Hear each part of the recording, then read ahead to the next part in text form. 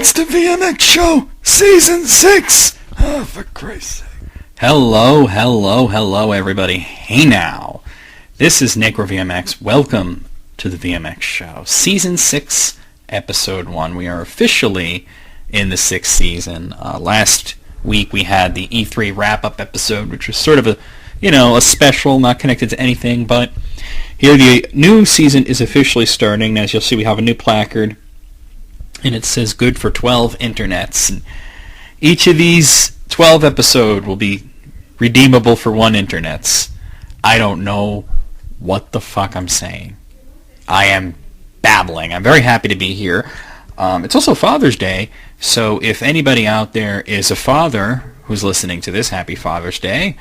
So there you have it. Now, we've got a lot to get through. We've got a lot of news, obviously, since we've been on hiatus. I did cover, a lot of the big things in the E3 wrap-up, but there has been a lot of news, especially in the last week, that isn't directly related to the Electronics Entertainment Expo, so we'll get to that. Of course, we also have your questions and comments, and all the usual things that we do. Nothing's really changing. We're just going to continue to do the show as usual. Before I actually get to questions and comments, I just wanted to say if you wanted to be a guest on the VMX show this season, now, I make this very easy for you guys, so I'm going to lay it out for you right here in the first episode of the season so I don't get any questions about it, because every season I try and lay it out as simply as I can, and still I get questions that really you don't need to ask because the information is out there. So first of all, you need to have Skype, okay? Don't IM me telling me that you're going to get Skype. Just get it. Just do it. I get this all the time, believe it or not. Just get Skype. It's free. And you add me. My name is NecroVMX on there. You have to tell me a little bit in advance that you want to be on the show. You can't, I do the show on Sundays. You can't IM me on a Saturday and say, hey, I want to be on, tomorrow's show. It doesn't work like that. We have to record it a few days in advance because I have to edit it and everything. So please let me know ahead of time and pick a time in the evening. It has to be in the evening. Now, I'm Eastern time. I'm on the East Coast. 9 o'clock or later. Okay? Pick a time, pick a date and time, 9 o'clock or later, any day of the week, and unless I have something else going on, like some sort of appointment or something, I can accommodate you. I had, some people who were overseas who wanted to be on the show, and obviously it's very difficult for them because they would have to stay up very late. I'm sorry, but that's the time that I'm available. I can't bend over backwards to accommodate everybody. So if you want to be on the show, just get Skype, add me, IM me, and tell me when you want to be on the show, okay? When you would be available to record an interview. So let's get to your questions and comments. Now, let's see. I have the questions and comments from the season finale from season 5, and then I have from the E3 wrap-up show. I'm actually going to cover the E3 wrap-up show because it's a little bit fresher and newer, and then I'll go back to the older questions. So here we are. So let's see. Real Nisuko says, did you intend to have the same title as the in-video image? The title says wrap-up, the video says roundup. I'm not sure if that was intentional or unintentional. Anyway, looking forward to the video. Damn, I missed the VMX show. It was completely intentional. I wanted to see how many schmucks would point it out. Oh my god, you made a mistake. I have to point it out. So congratulations, Real Nisuko, you are the winner. Or in this case, not really the winner, but hey, you accomplished something. Let's see. Zach KNY says, any idea of what consoles The Last of Us will be on? And he's somebody actually already answered him. Please don't do that. There's no point to that, but I was going to answer him. It's not like I'm not going to answer him on the show. It is a PlayStation 3 exclusive, so the person who commented was correct. Seriously Blank says, apart from Sony's conference, I miss when E3 was about video games. Well, it was about video games. I don't understand. I can understand that, Microsoft was a lot on the Kinect side and all that, the multimedia stuff, but I watched all the press conferences, and it was all about video games. It wasn't all about stuff that I was interested in, but it was all about video games. I don't know what you're talking about. Splashfire0x says, I just got Pikmin 2 for the Wii so I can get ready for Pikmin 3. Took Nintendo long enough to release Pikmin 2 for the Wii. Don't know why they didn't do it a long time ago. Yeah, that is especially interesting considering that Pikmin 2 new play control version for the Wii was released in Japan years ago. I think that, you kind of hit the answer unintentionally to that, that you're getting it to get ready for Pikmin 3. I think they wanted to hold off and release it around the same time that they were ready to announce and show Pikmin 3, so that way people would get Pikmin 2 to sort of rev themselves up for the third game. Especially considering the third game is not on the Wii. So there is that. Chris Byrne 86, seeing a lot of new names here. It's interesting. He says, I watched E3 on a live stream this year. First time I've done this, and I have to say it was so underwhelming. I agree the South Park game looks awesome, though. Also, the thing about FIFA being the biggest sports game in the world wasn't a joke. More people play FIFA than me. I don't care. It is a joke, because they didn't say it was the biggest. They said it was the biggest and the best. That's a joke. That's ridiculous. Anyway, nice review of E3. Nice to know I wasn't the only one bored by most of it. I never said I was bored by most of it. I said I was bored by most of Microsoft and some of Sony's, but I wasn't bored by most of it. Definitely that whole Wonderbook thing went on, for Sony went on for way too long, and that was very boring. And the Sony one was, the Microsoft one in general was boring. But, Ubisoft, EA was okay. It was not very memorable, but when I went back and reviewed it, I realized there was a lot there that I was excited about. And, of course, Nintendo I was very excited about, so there you have it. Zia's Light just reminded me to put the MP3 download in there. Sometimes I forget that. Red Devil Dazzy 2007 says, good E3 special, Necro. I'm interested in Pikmin 3. It looks promising. Yes, it does. And High Elven Gamer says, I want Dishonored. That game looks sick. Oh, whatever. I suppose if you like things that look sick. Some of the slang throws me because I'm old school, I guess. All right, so I have a fucking ragtime intro and an old man introducing the show, so okay, let's move on to the questions and comments left on episode 12 of season 5, which was the season finale last year. Let's see. What is wrong with these people? Like this guy Rave or Die 8160 just posted hi. What is wrong with you? Hans Fartknocker says, sorry for the poor wording on my last questions. I bought some games for my Windows 7 HP brand PC such as Bioshock 2, Portal, the first 3 Tomb Raiders, and Assassin's Creed 1. When I first got these games, they were extremely laggy, and I downloaded Game Booster, and Portal now works, the others don't. Why is this, and how can I fix it? I couldn't tell you why they're laggy without knowing, more details. And, by now I assume you have it fixed. That was 2 months ago that you posted that. Game Booster is a third-party thing that is probably not compatible with those games, so that's why. Don't use it. Very simple. Dark Hill Pick 28 says, this was an amusing season, SOPA rant, etc., and I have 2 questions for you. Okay, let's answer his questions. First question, which comedic actor do you like most, Chevy Chase or Bill Murray? Now, that's a good question. I actually like them both quite a lot, but Bill Murray wins hands down, not because he's funnier, even though he is, but because he's a better actor and he can also do dramatic roles. So Bill Murray's definitely better. Not that Chevy Chase sucks or anything. He's pretty awesome, too. And 2, are you looking forward for the Total Recall remake in August?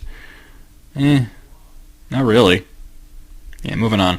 John Stone W 1985 says, hey Necro, I know you LP Mega Man 1 and 2 do... Alright. I have to tell you guys, when you leave comments, keep in mind that I am going to read them exactly as you write them. So if you take a, we'll say, creative approach to spelling and grammar, it's not going to look good for you, so please try and be coherent. This is exactly what he wrote. He wrote, hey Necro, I know you, as in the letter U, LP Mega Man 1 and 2. Do ever LP Mega Man X, Zero, Battle Network Legends, Star Force, and ZX games? Possibly. Yeah, definitely the Mega Man X games. The rest of those I'm not really too sure about, but definitely the Mega Man X games. I did, since Since last season, I did do an LP of Mega Man 3, which went over really well. Actually, the next one is probably going to be the first Game Boy game, Mega Man and Dr. Wily's Revenge. And then, like Mega Man 4. I'm pretty much doing them in release order. Definitely the X games. The Zero games, the Battle Network, I'm not too sure. Maybe, far, far in the future. For now, I'm not planning on them, but you never know. Where is this guy from? I just got to know, because, like I said, he has a very interesting approach to English. Oh, I know who this guy is. Yeah, I know who this guy is.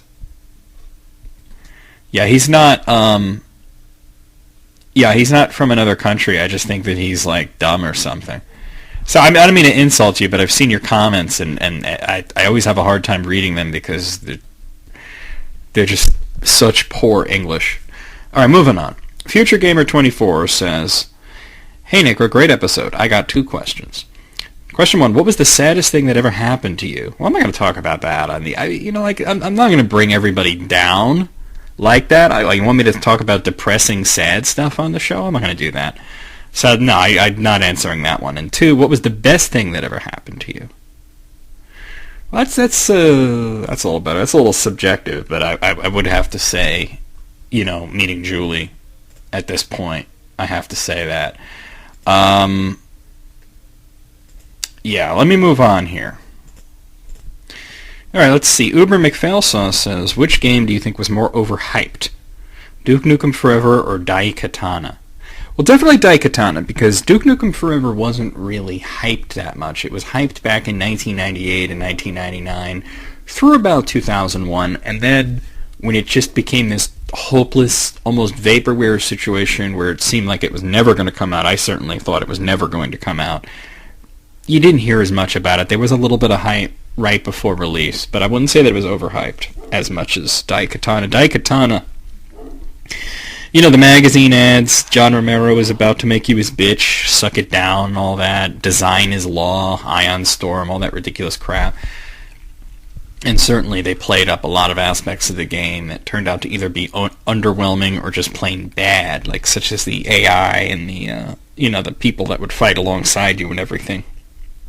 Really, really bad. Daikatana was also far, far worse than Duke Nukem Forever. Well, Duke Nukem Forever was just sort of below average. Daikatana is just crap. So, there you go. So definitely Daikatana was more overhyped. Red Devil Dazzy 2007, another one from him. Let's see. It says, good episode, Necro, nice finale. And he has 3 numbered questions. Number 1, what is the most emotional game you have played? Ooh, that's a tough one. That's actually not a tough one. Lufia 2, Rise of the Sinistrals on Super NES. And I did an LP of it, so you should check that out. 2, has your name ever appeared in a magazine or newspaper? Not to my knowledge. And 3, I would like to know, is there any charts for PlayStation 3, Xbox 360, Wii Online downloads? I have no idea what you're talking about. So I'm going to skip that one. He also says, P.S. I was a bit gutted you didn't talk about Journey. It's a really great game on PlayStation 3. Exploration is very rewarding when looking for hidden secrets. Well, why would I talk about it? I don't have a PlayStation 3. I've never played the game. Why would I talk about it? And you're gutted that I didn't talk about it? I think you're a weirdo. All right, moving on.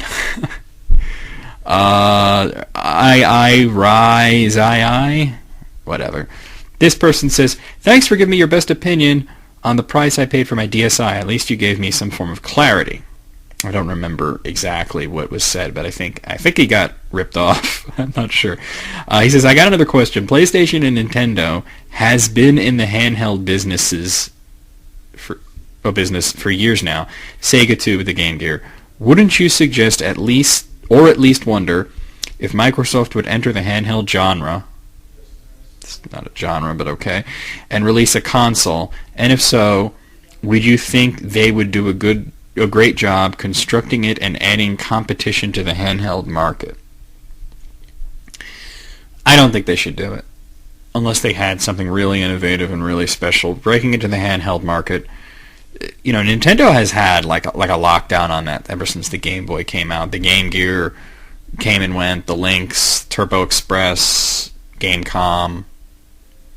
The PlayStation Portable even, not that successful here, you know what I mean? Was successful in Japan, but still dwarfed by the sales of the DS. The Vita is doing okay, but dwarfed by the sales of the 3DS.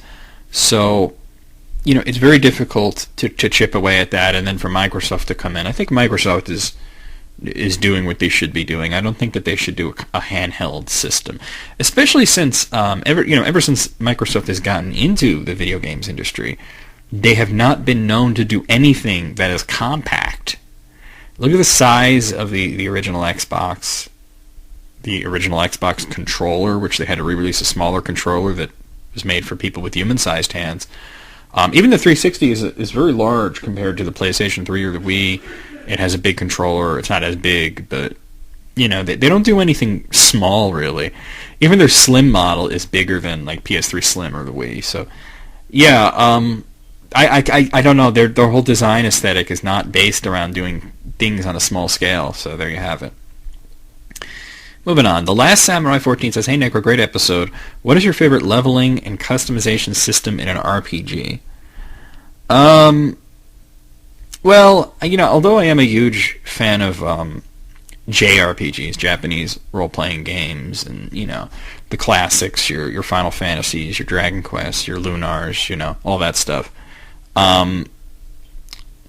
Some of the leveling system in a lot of the Western-style RPGs I like because it does give you a lot of customization, because Western RPGs are about customization.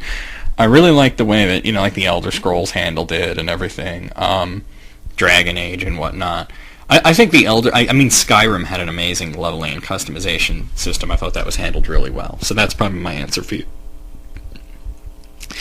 Dave Cornfan says, "Great finale, man. I can't wait for season 6. Yes, you can. You waited. You were able to wait. What do you think is the most overrated game or franchise, and is there any game you feel suffered from being overshadowed by said game?" Tomb Raider is the most overrated piece of crap series ever.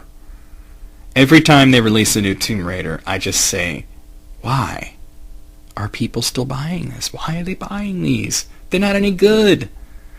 The first few games had some decent exploration. Tomb Raider 1 and 2 had some decent exploration, but just, crappy controls, though. And then when the controls got better, the game got worse.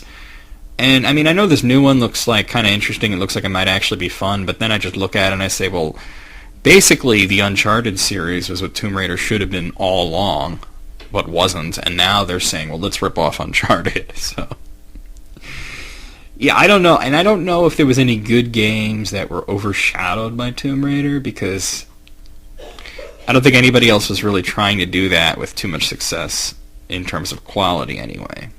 So there you go. Let's see. Peyote says, "I've been out of VMX show for a while. Apologies. But my question is, what do you think of Dragon Quest X?" Oh, man. I am so aggravated about Dragon Quest X. I think that they should just not even release it. I'm for the first time ever, I'm saying that I am probably not going to buy a Dragon Quest game.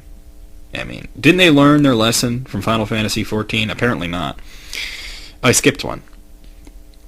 The Last Samurai 14 also had another comment. He said, "Also, the last story is going to be a great birthday present for me. Glad to know its release date." Oh yeah, I'm excited about that.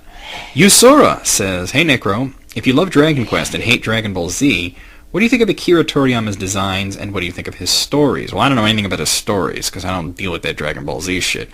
As for his designs, the main thing that he's done in Dragon Quest, obviously he's designed all the characters and everything, but it's really the enemies, and he has a lot of creativity in designing enemies, and I'm always very happy to see, in a new Dragon Quest game, sort of a lot of the new takes on older designs of creatures and the new ones. I just remember the first time that I played Dragon Quest IX on the DS, and I saw a Cruel Cumber. Obviously, the Japanese love their food jokes, and Toriyama is a maniac for food jokes, but I just thought the Cruel Cumber was hilarious. And even his death animation cracked me up. But as for human characters, unfortunately, he's not really that great of an artist when it comes to drawing human characters. He can only really do about 4 different faces. That's why, I have the the Urban Legends video up about Dragon Quest, and there's art from Dragon Quest 3, and people say, oh my god, it's Goku. And I'm like, no, it's not Goku, but the fact is that, a lot of his designs of humanoid characters are exactly the same. He doesn't have that much variation. I think he should stick to drawing creatures, but that's just me. Nettlebox has 2 questions. 1. If you could domesticate any wild animal successfully, what would it be?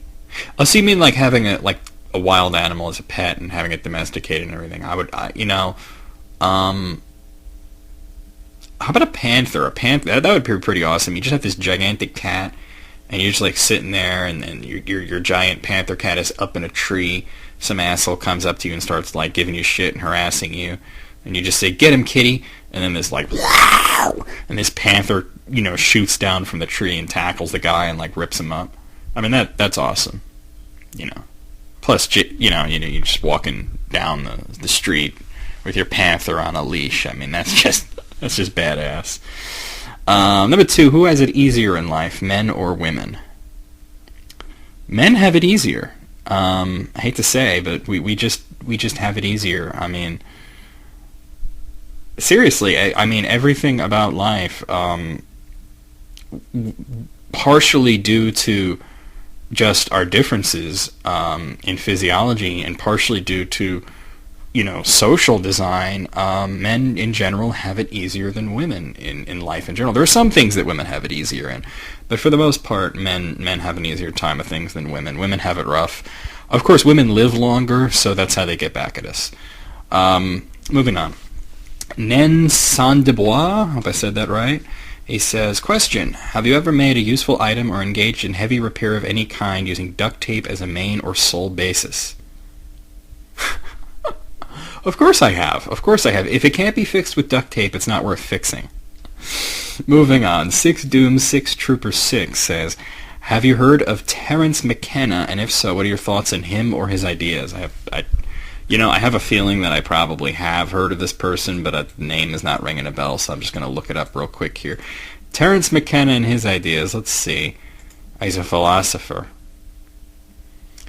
Terence Kemp McKenna was an American philosopher, psychonaut. Okay.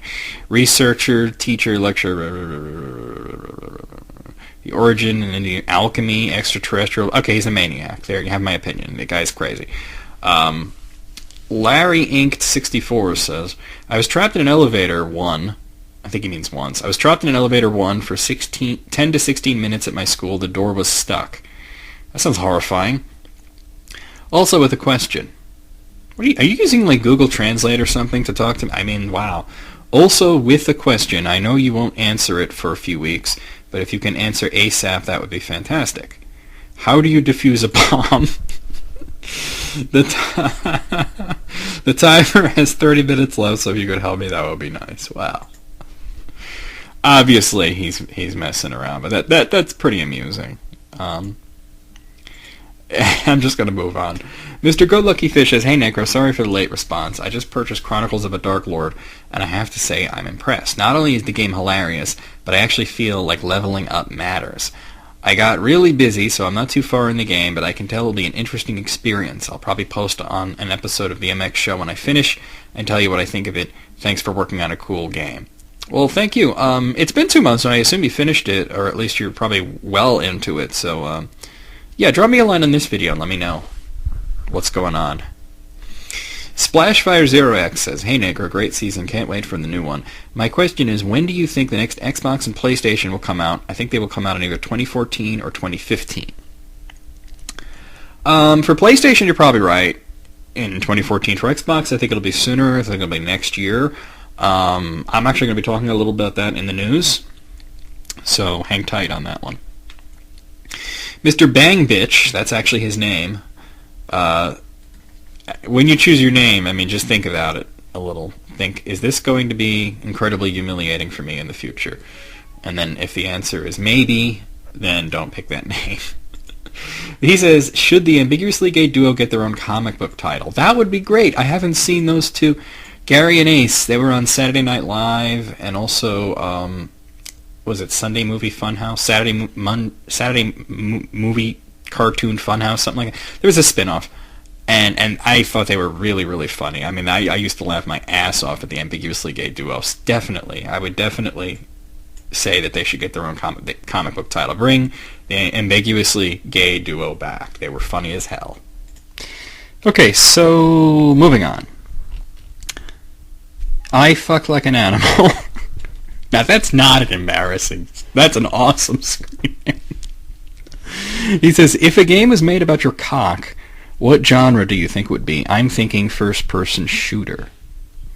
No, I think my cock would be an RPG. Because it is long and epic. Moving on. I Project 251 I. There's a lot of I's in there. He says, hey, Necro, thanks for requesting my games. What? Requesting your games? I think he means doing his request. Hey, Necro, thanks for requesting my games and answering my questions. You rock, man. Wish radio could make a station for your show. I wish that, too. That would be awesome. I would do well, I think, on the Sirius XM. My questions. Is it possible for Sega to realize, I think he means release, some system someday? Okay, getting through that gobbledygook, I think he means, should Sega make another console? No, absolutely not. Absolutely not. They've been nothing but a failure in the console market. The Genesis was a fluke. But you look at everything else they've done. The Master System, Sega CD, 32X, the Saturn, the Dreamcast. Dreamcast was great, but it was a failure. I mean, there's not enough room for someone like Sega. They should stick with what they're doing, publishing and developing games. Plus, they make a lot more money just doing games. They don't have to worry about hardware costs and things like that, So I just think it's better for them to just be what they are right now. And two, would you throw your current job if Capcom will call you to work for them? Well, Capcom's not going to be calling. I don't know if I'd want to work for Capcom. Oh, boy. I've just heard nothing that it's like a nightmare. I don't know about that. There are companies that I would, but I don't think Capcom is one of them. And moving on, Uber McPhailsaw says, excluding that schmuck... Oh, no, he didn't write schmuck. He wrote scumfuck. Okay, my bad. I for some reason I saw it as schmuck. Excluding that scumfuck Santorum, who I hope dies in a house fire. And he shouldn't say that. I mean, he's an asshole, but we don't want him to burn to death. Excluding that scumfuck Santorum, who I hope dies in a house fire, who was your least favorite of the Republican candidates? Oh, man. I hate to say this, because I was once a supporter of Ron Paul. In 2008, I voted for him in the primaries, and I was supporting him. But since then, I have realized that Ron Paul has gone completely senile. And I'm just going to actually, I hate to go on these political benders, but you people seem to enjoy it. So I'm going to, last night the news came out that the highly contested Iowa primary, it was finally revealed that Ron Paul won in Iowa. It's the only state he's won, and the only state he's even come close to winning in. And it took months to hash that out. And he's posting on Facebook and saying it's a meaningful victory, and this is a great thing, and it's awesome. And then his supporters are commenting like, oh my God, Dr. Paul, you're going to be the next president, please be the next president. And I'm like, this is months after Mitt Romney has cinched the nomination. He needs to stop splintering everything. Even Rick Santorum has fallen in line and endorsed Mitt Romney and said we need to get behind one candidate to beat Obama. See, right, he's trying to splinter it all and just, even his son, Rand Paul, who I think is a great senator, by the way, Rand Paul does not endorse Ron Paul. He endorses Mitt Romney. So, I mean, I think that he's gone senile. I think he's losing it.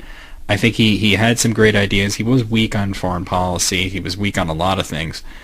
But I think that, like, if it was 20 years ago and he was much younger and a little more sane, and we were in a situation where we weren't at war and everything was peaceful and the only problem was the economy, then he would make a great president. But for now, I gotta say, wow, Ron Paul just lost his mind, So that's my answer. I hate to say it because I was once a supporter of him, but I think he's lost his touch in more ways than one.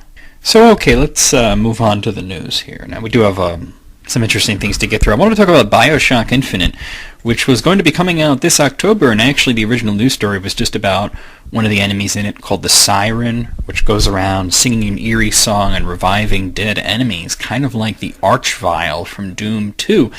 However, it's unfortunate that I do have a much bigger news story to talk about with BioShock Infinite. Unfortunately, it has been delayed. It is not going to be coming out this October as originally planned. The release date for BioShock Infinite will now be February 26th, 2013. So, really, that sucks. I was looking forward to it, but, there you have it. That's not happening until February. It seems to be one of those things. I was talking about the British retailer Game a lot in the last season. They were running into a lot of financial problems. It looks like they are finally kaput. As of the article that I have here, which was written in March actually, 277 of their locations were closed, 40% of their workforce was let go, and gift cards were suspended. As of now, it's much, much worse, unfortunately. Game was kind of like the British version of GameStop. They were the biggest video game retailer that's, specialty retailer over there, so that really is a shame. Maybe GameStop can find some way to get into England, the UK, but there you have it.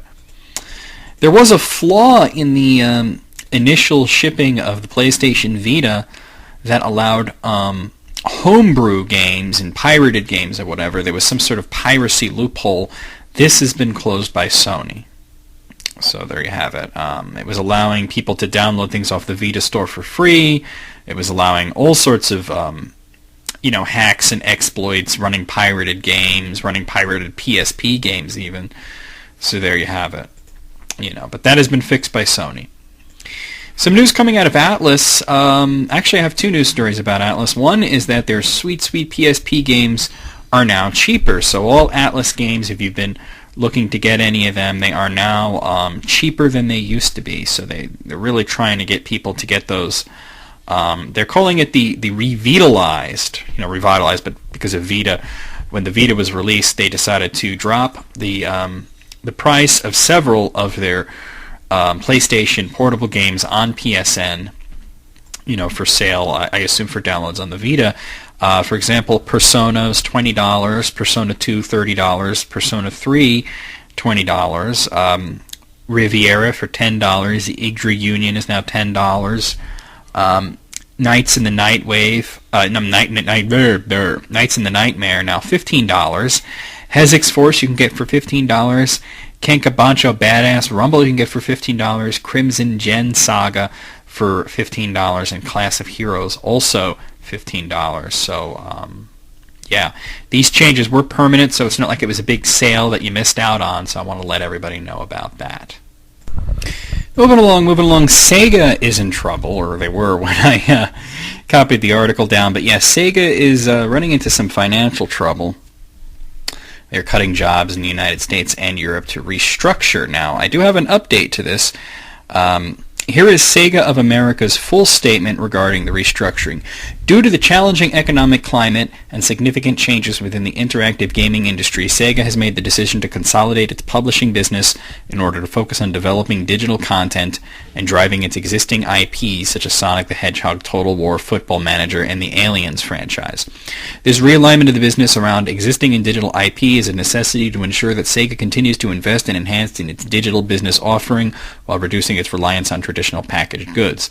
As a result of the Sega Sammy Board decision to consolidate the business, many of our internal functions will be restructured, and this could result in a number of redundancies within the publishing business across the Western organization. Redundancies meaning layoffs.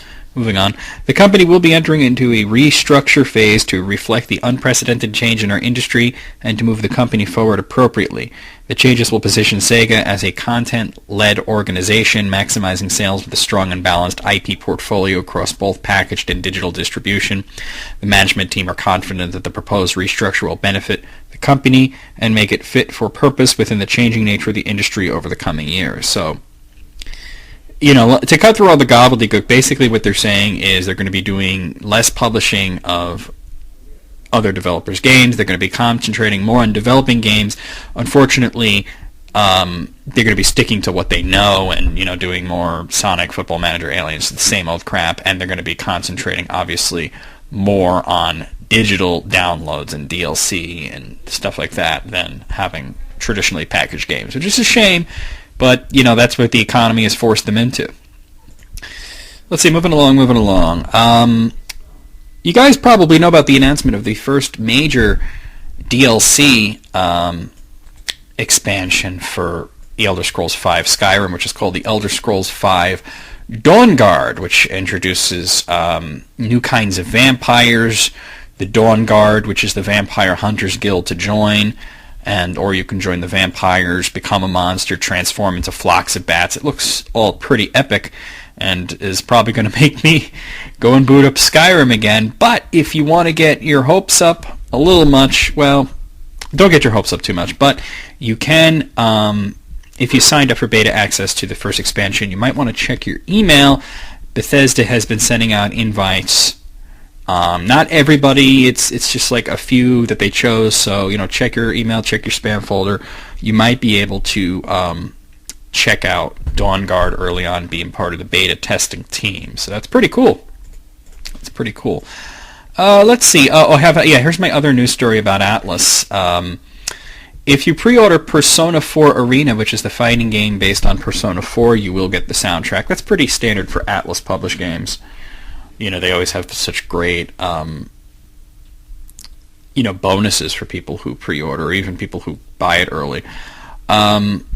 I have some news about the Wii U that came from Reggie Fils-Aimé, about the online plans, achievements, and things like that. The Wii U will have an achievement system, kind of like how the Xbox 360 and Steam have achievements. The PlayStation 3 and Vita have the trophies.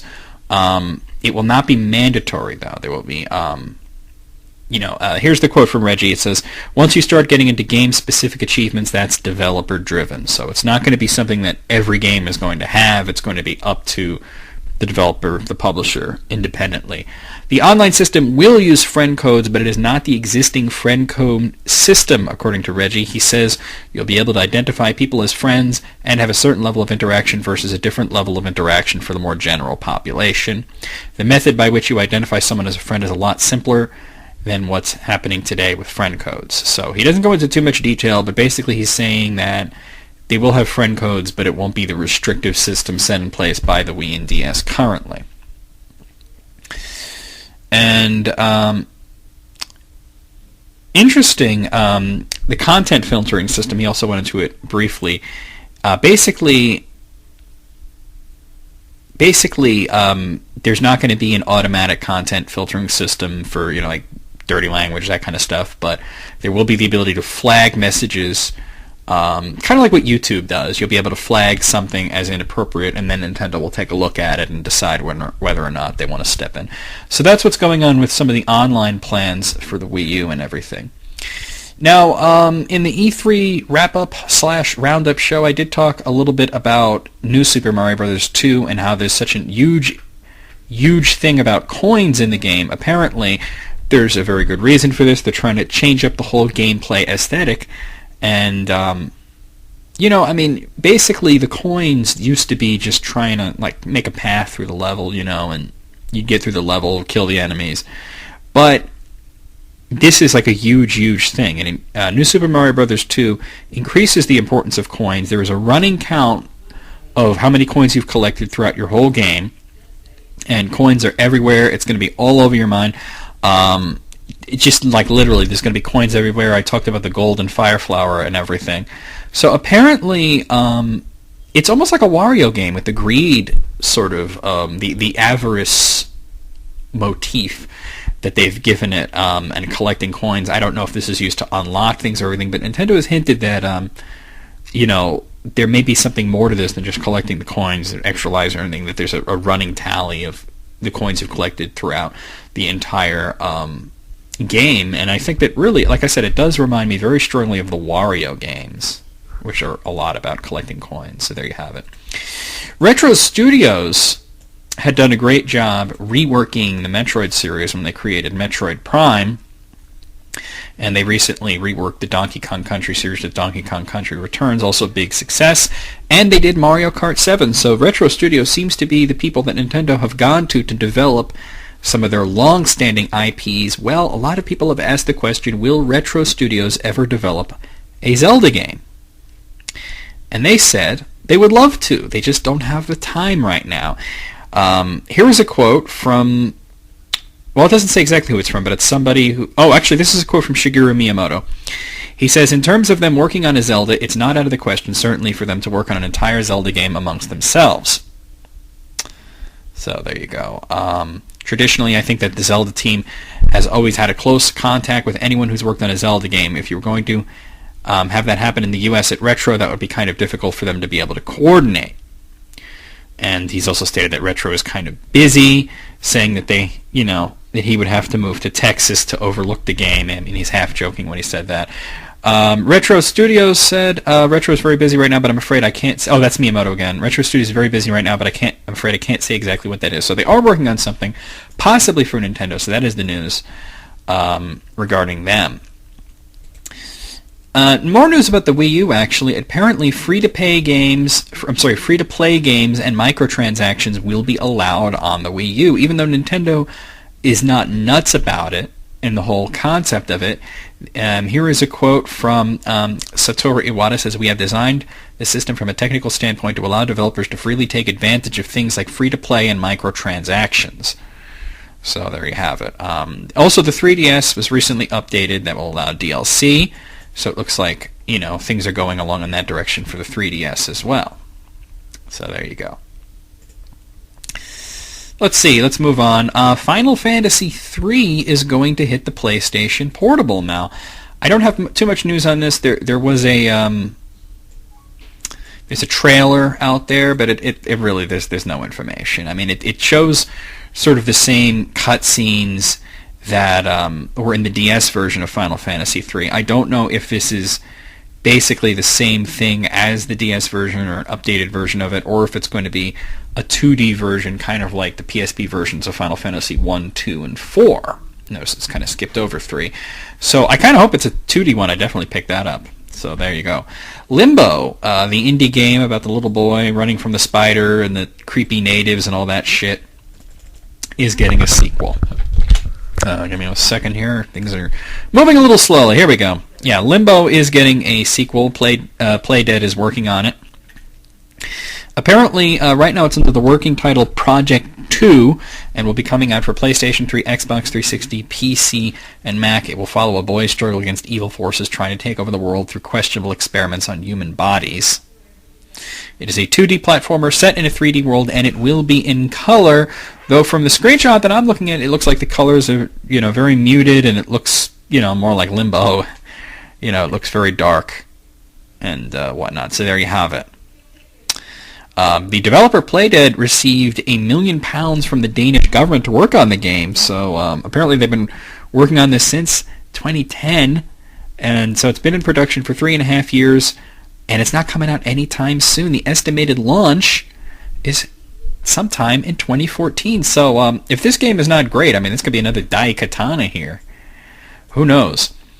If you're a member of the military or a former member of the military, if you've ever been in the military, active reserve or whatever, and you're interested in the new Medal of Honor game coming out called Medal of Honor Warfighter, there is a limited edition that will be only available for military personnel. So EA is putting it. It's called a special military edition of Medal of Honor Warfighter. It is exclusive to active, reserve, and veteran U.S. military. It will be sold through the website GovX. Actually, let me get you the URL there so you can check it out if you want. I know a few people in the military. It's literally govx.com. Go to govx.com/MOHW for Medal of Honor Warfighter, and you can pre-order it. You do need a military ID code to get that done, but apparently it's going to have some exclusive DLC, some skins, that kind of stuff. So that's a big deal for anybody interested. I talked about The Last of Us a little bit last time in the E3 roundup, and of course I answered the question about it being a PlayStation exclusive. I do now have a release window for it. I don't know when exactly it's going to come out, but apparently it will be coming out next year. And it looks like probably around, I think, what did I have, February here? Let's see. Actually, just first quarter 2013, so I don't know exactly when, but it will not be coming, it will not be seeing the light of day this year. So if you're excited about it, kind of calm down a little bit. It's coming out next year. Back to Shigeru Miyamoto for a second. In a recent interview, he said the only thing stopping him from making a first-person shooter is that he doesn't have the time to do it. Apparently, he's very interested in doing a first-person shooter. This is what Shigeru Miyamoto had to say. He said, I actually do kind of want to make a first-person shooter, but I don't have time. Rather than necessarily the question of what kind of weapon do I have in a first-person shooter or what kind of effect does that have on an enemy, I think the structure of a first-person shooter is something that's very interesting. Having that 3D space that in theory you are in and being able to look around and explore, particularly being able to do that in conjunction with another person, is very interesting. So there you have it. That's what's going on. There is apparently a new version of BioShock coming out, and this is a news story that I picked up literally just before I started recording it, called Ultimate Rapture Edition, which was outed by the UK ratings board. Apparently, it was taken down almost right away, so it's not like it was up there for very long. It's not like you can go and check it out, but a little bit of information did come out. Apparently, BioShock Ultimate Rapture Edition will include both BioShock 1 and BioShock 2, along with every bit of DLC that you can get. So, it didn't say what platforms or whatever, but don't even know what price or anything. But we do know that it is something that is possibly going to happen, but they weren't really ready to announce it just yet. Call of Duty news. Obviously, we know that Call of Duty Black Ops 2 is hitting this November, and there is a Call of Duty Black Ops spin-off coming for the Vita, but apparently, and this is really unbelievable, I can't imagine this. There is another Call of Duty game, I don't know if it's a spin-off or whatever, but apparently Neversoft is going to be developing a Call of Duty game. Neversoft, of course, known mostly for the Tony Hawk and Guitar Hero franchises, so I don't know if they're doing the Vita game or what's going on. I mean, that just really cracks me up, the idea of them doing a Call of Duty game. If you have a Windows phone, you can download the original the original Final Fantasy, which is now an app available on Windows Phone. Apparently, it is the original NES version of the game. So that is available for $7 on Windows Phone devices running Mango or newer, and supports 4 languages: English, French, Chinese, and Japanese. So there you have it. Wow.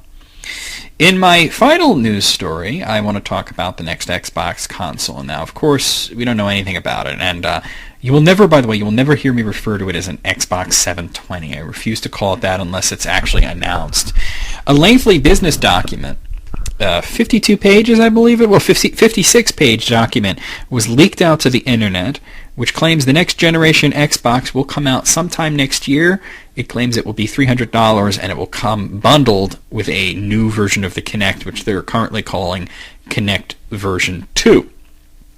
It apparently will have Blu-ray, and it will play games that they say are 4 times to 6 times better looking than the Xbox 360. Don't know how true that is.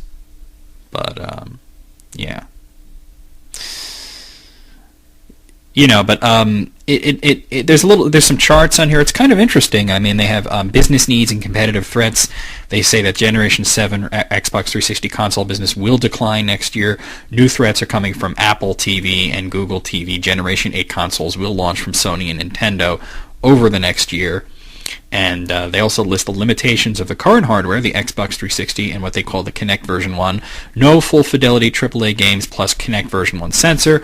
Basically, no big games for Kinect. Will not support full range of XTV platform scenarios. For example, 1080p video plus video chat plus HTML5 apps. Lacking modern entertainment capabilities. For example, Blu-ray native 3D output. 2 times 1080p in and out. Can't run always-on low-power states, which is something the Wii does. I don't know why the Xbox 360 couldn't do it, but there you have it. And can't run multiplexed or concurrent applications and services. Now, if you want to check this out, it's out there. The document was up on Scribd, but it was taken down due to copyright infringement at the request of a law firm called Covington and Burling, and they have worked with Microsoft in the past. Actually, they've worked with them as recent as just this past April, in the Facebook patent case. So Microsoft hasn't said anything about it.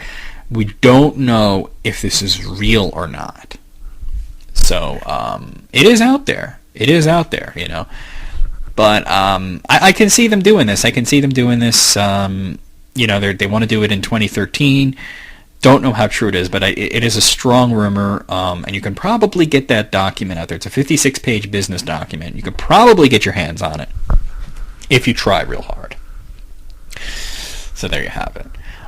In other news, I just wanted to, before I even get to the end of the show, I just wanted to throw this in there. I'm talking to my friend Andrew. Every once in a while, as I'm recording, I'm pausing it to talk to him, and I just want to share this with you guys because it's funny.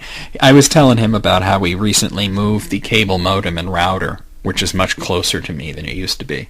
It used to be like clear across the house, and I said, I got like a bitching connection, and I said I got like 5 megabits per second download and 390 kilobits per second upload, and he's on DSL, so he just sent me an animated GIF of Ryan Stiles giving the finger. Yeah, he's got to get off that DLC. Listen to me. He's got to get off that DSL shit. That's for the birds, really. I mean, at least it's not dial-up though. Then I'd really just rank his ass out. I mean, that's just ugh. Can you imagine being on dial-up in the year 2012? Do people even offer that anymore? Oh my God. Well, anyway, let's get to the. Actually, there's 2 things I want to get to. I want to get to the charts, and I want to get to releases. Now, obviously, we're halfway through June, but I want to give the rest of the releases for June. And next episode, I'll give the releases for July, because next episode will be the final one in June. But I do want to talk about what is coming out in the rest of June, so let me do that real quick right now, actually. So it's currently June 18th, and it's June 17th. As I'm recording this right now, but June 18th, Pokemon Conquest is coming out for the DS. June 19th, we have the release of Brave, the video game that's coming to Windows, PlayStation 3, Xbox 360, Wii, Vita, DS, and 3DS. Civilization 5, Gods and Kings is coming to Windows and Mac. Lego Batman 2 DC Superheroes coming to Windows, PlayStation 3, Xbox 360, Wii, Vita, and 3DS. Steel Battalion Heavy Armor is coming to Xbox 360, and Tomba is coming to PlayStation Network. On June 20th, Magic the Gathering Duels of the Planeswalkers 2013 is coming to Windows, PlayStation Network, Xbox Live Arcade, and iOS. On the 21st, Quantum Conundrum will be coming to Windows. On the 25th, Michael Jackson The Experience will be coming to Windows, and Penny Arcade Adventures Episode 3 will be coming to Windows, Mac, and Xbox Live Arcade. On June 26th, The Amazing Spider-Man will be coming out. That's on Windows, PlayStation 3, Xbox 360, Wii, and 3DS. Spec Ops The Line will be coming to Windows, PlayStation 3, and Xbox 360. And Tom Clancy's Ghost Recon Future Soldier will be coming to Windows. On the 27th, Record of Agarest War 2 will be coming to PlayStation 3, and on June 29th, Mini Ninjas Adventures will be coming to Xbox Live Arcade. Next week we'll talk about what's coming out in July. Just looking at it, it looks like a whole lot of nothing, except for obviously the last story, which is what I'm the most excited about. But let's talk about the sales figures for this past week. Actually, this will be the week ending on June 9th, 2012. Let's go over the top-selling games in Japan. And number 1, Tokyo Jungle for PlayStation 3 sold 107,456 copies. Dragon Quest Monsters Terry's Wonderland 3D on the 3DS sold 94,279 copies. Kidou Senshi Gundam Seed Battle Destiny for the Vita sold 41,306 copies. Dragon's Dogma on the PlayStation 3 sold 34,517 copies. Mario Tennis on the 3DS sold 24,379 copies. Mario Party 9 on the Wii sold 18,540 copies. Super Mario 3D Land on the 3DS sold 9,031 copies. Stormlover Kai on PlayStation Portable sold 7,583 copies. Monster Hunter 3G on the 3DS sold 6,645 copies. And Mario Kart 7 on the 3DS sold 6,443 copies. Over in Europe, the top-selling game is Tom Clancy's Ghost Recon Future Soldier for Xbox 360, which sold 33,795 copies. Max Payne 3 on the PlayStation 3 sold 27,221 copies. Diablo 3 for PC sold 26,466 copies. Max Payne 3 for Xbox 360 sold 26,022 copies. Tom Clancy's Ghost Recon Future Soldier for PlayStation 3 sold 22,584 copies. FIFA Soccer 12 on the Xbox 360 sold 22,196 copies. FIFA Soccer 12 on PlayStation 3 sold 22,151 copies. Call of Duty Modern Warfare 3 on PlayStation 3 sold 14,691 copies. Mario Tennis on the 3DS sold 14,373 copies. And Battlefield 3 on PlayStation 3 sold 14,259 copies. Moving over to the United States, the top-selling game was Diablo 3 for PC that sold 50,931 copies. Tom Clancy's Ghost Recon Future Soldier on Xbox 360 sold 49,809 copies. Max Payne 3 for the Xbox 360 sold 36,483 copies. Zumba Fitness 2 for the Wii sold 23,330 copies. Tom Clancy's Ghost Recon Future Soldier on PlayStation 3 sold 21,480 copies. Call of Duty Modern Warfare 3 on Xbox 360 sold 19,587 copies. Max Payne 3 on PlayStation 3 sold 18,515 copies. MLB 12 The Show on PlayStation 3 sold 18,099 copies. Skylanders Spyro's Adventure on the Wii sold 17,363 copies. And NBA 2K12 on the Xbox 360 sold 15,579 copies. So globally, the top 10 best-selling games were Tokyo Jungle for PS3, Tom Clancy on the 360, Dragon Quest Monsters for 3DS, Diablo 3 for PC, Max Payne for Xbox 360, Max Payne for PS3, Dragon's Dogma on PSP, Tom Clancy on PSP, Mario Tennis on 3DS, and Mario Party 9 on the Wii. For hardware, over in Japan, the top-selling console of the week was the 3DS, which moved 63,004 units. The PlayStation 3 at a very distant second with 15,928 units. The Vita was in third place with 13,542 units. The PSP was next with 10,496 units moved. The Wii moved 5,755 units. The DS, 998 units, and the Xbox 360, 978 units. Over in Europe, the top-selling console was, drumroll please, PlayStation 3. It's always the PlayStation 3. 48,997 units were sold there. The Xbox 360 came in second place with 31,286 units moved. The 3DS, 31,171 units moved. The Wii moved 21,987 units. The PSP, 20,276 units.